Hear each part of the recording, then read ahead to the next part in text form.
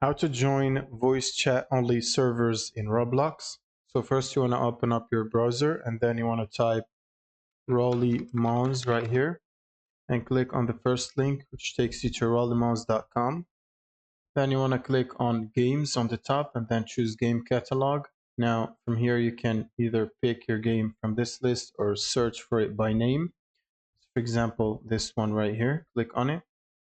Then you want to scroll all the way down and click on places. Now you should see here experiences with voice chat in parentheses if it supports voice chat.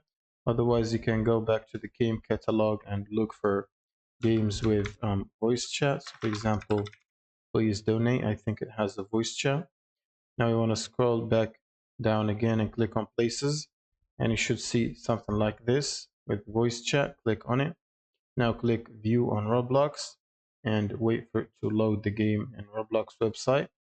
Now you want to click on the play button and it will launch Roblox from here. And once the game is loaded, you can start playing and using voice chat. And that's pretty much it. Thank you guys for watching and subscribe.